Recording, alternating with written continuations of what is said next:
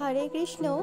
আজ আমি আপনাদের সাথে আলোচনা করব আপনারা আপনাদের যে বাড়ির সদর দরজা আছে সেই সদর দরজায় ঘুম থেকে উঠে ঢেলে দিন সামান্য এই জিনিসটি আপনি সদর দরজায় ঢেলে দিলে আপনার বাড়ির যে বাস্তুদোষ আছে সেই বাস্তুদোষ চলে যাবে এবং গৃহে প্রচুর অর্থ আসবে, সুখ শান্তি বজায় থাকবে এবং আপনার সমস্ত মনোবাসনা পূর্ণ হবে।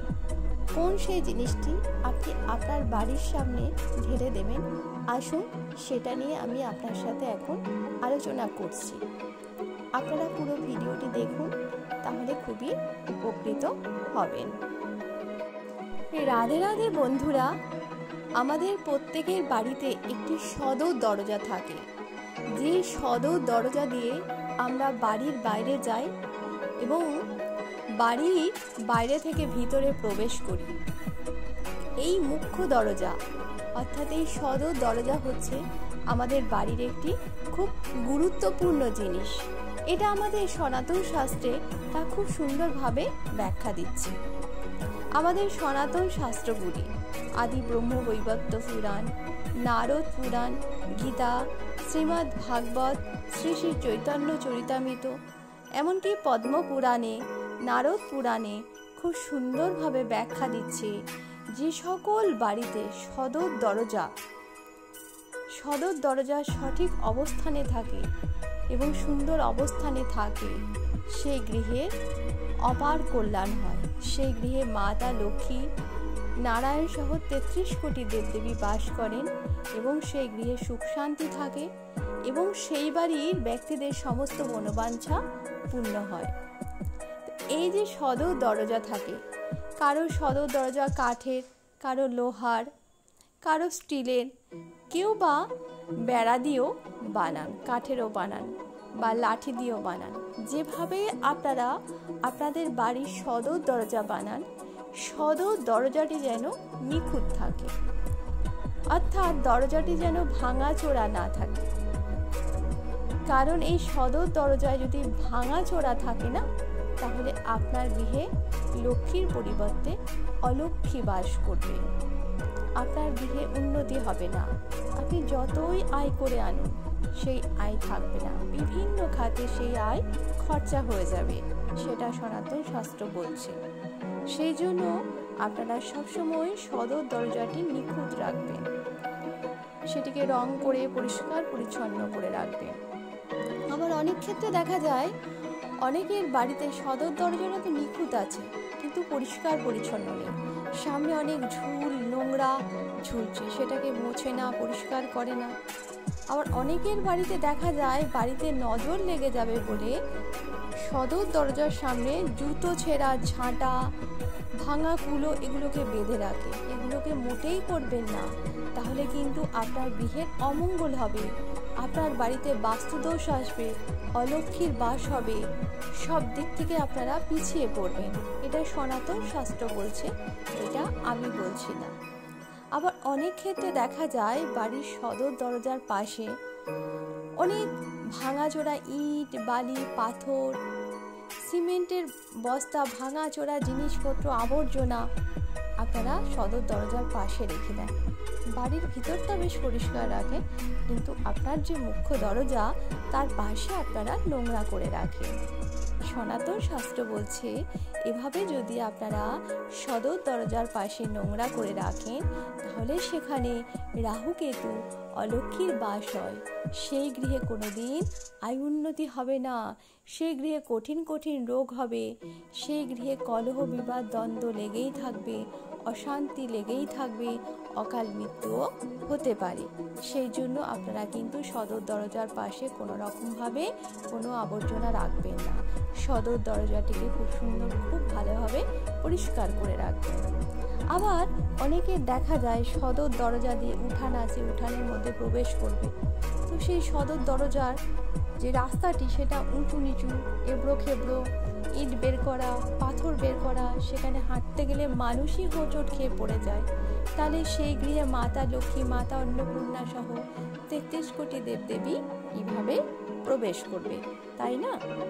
তাই আপনারা যাদের বাড়িতে এরকম উঁচু নিচু এবড়ো খেবড়ো আছে সেগুলোকে সমান করে একদম মসৃণ করে দিন উঠানটাকে, সদর দরজার প্রবেশদ্বারটিকে।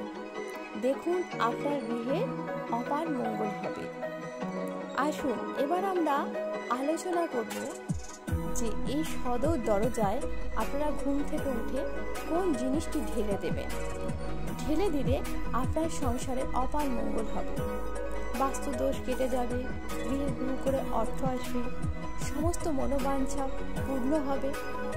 কোন সেই জিনিসটি আপনারা আপনাদের সেই সদর দরজায় ঢেলে দেবেন।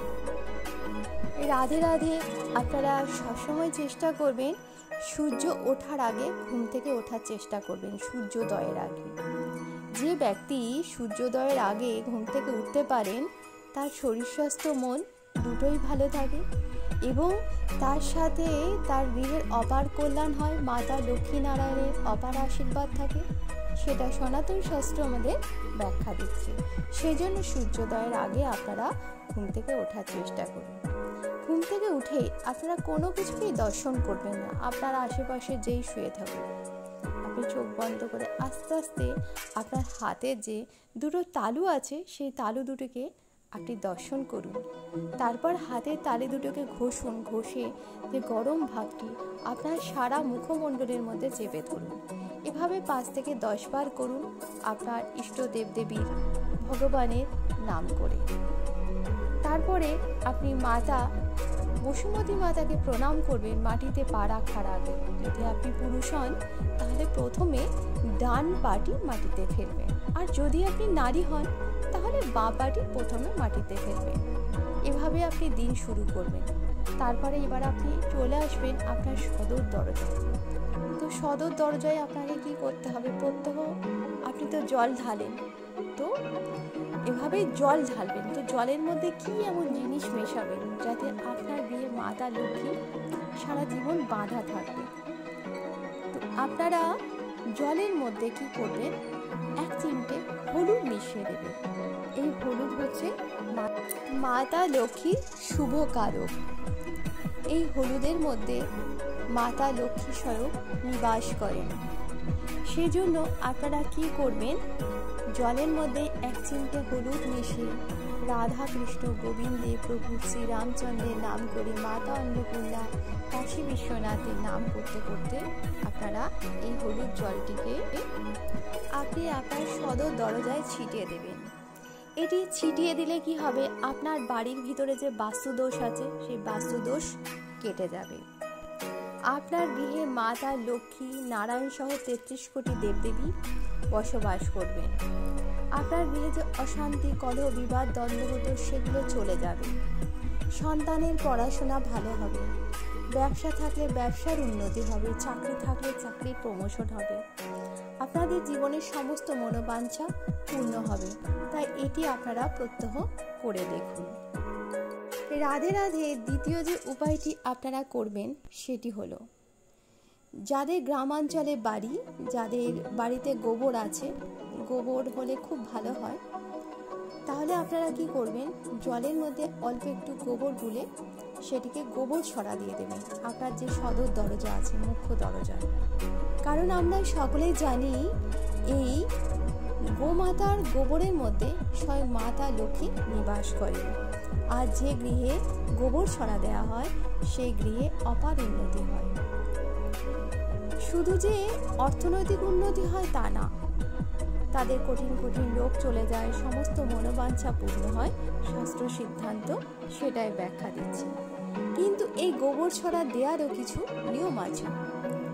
যদি সূর্য উঠে যায়, সূর্য উঠে যাওয়ার পর কিন্তু আপনারা ভুলেও বাড়িতে যে সদর দরজা আছে সদর দরজার সামনে গোবর ছড়া দেবেন, তাহলে কিন্তু ঘোর অমঙ্গল হয়ে যাবে। আমাদের সনাতন শাস্ত্রে ব্যাখ্যা দিচ্ছে সূর্য উঠে যাওয়ার পর যে গৃহের সামনে গোবর ছড়া দেওয়া হয় সেই বাড়িতে অকাল মৃত্যু হয়, অলক্ষ্মীর নিবাস হয়, সব দিক থেকে তারা পিছিয়ে যায়।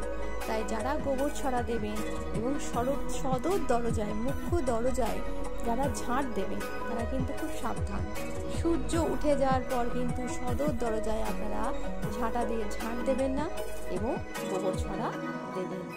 সূর্য ওঠার আগে আপনারা সদর দরজায় ঝাঁট দিন এবং গোবর ছড়া দিন, তাহলে আপনাদের সংসারে অপার মঙ্গল হবে।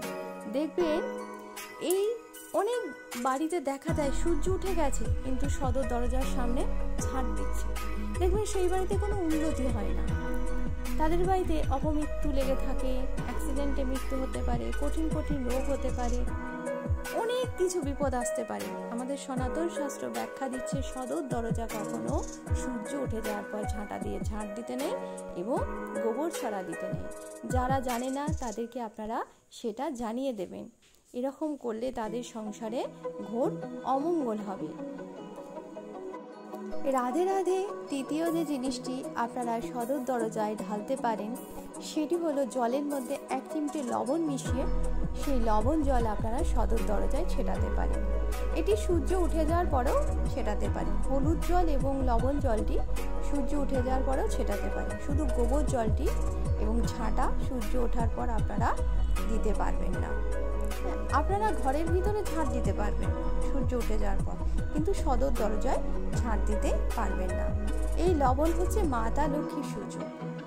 যদি এই লবণ ছেটানো জল আপনি সদর দরজায় বা গৃহের ভিতরেও যদি দিতে পারেন, গৃহ মুছতে পারেন, তাহলে কিন্তু গৃহে অপার মঙ্গল হয়, অশুভ শক্তির বিনাশ হয়, রাহুকেতুকে বিনাশ করে দেয়, অলক্ষ্মীকে বিনাশ করে মাতা লক্ষ্মীনারায়ণ সহ 33 কোটি দেবদেবীকে আহ্বান করা হয়, বাস্তু ভালো হয়, সংসারের অপার মঙ্গল হয়, আপনাদের সমস্ত মনোবাঞ্ছা পূর্ণ হবে। রাধে রাধে। আমাদের এই ভিডিও যদি আপনাদের ভালো লাগে তাহলে একটি লাইক করুন, কমেন্টস করুন, আমাদের চ্যানেলটিকে সাবস্ক্রাইব করে রাখুন, তাহলে প্রথমেই যখন আমরা ভিডিও ছাড়ব আপনাদের কাছে নোটিফিকেশন চলে যাবে।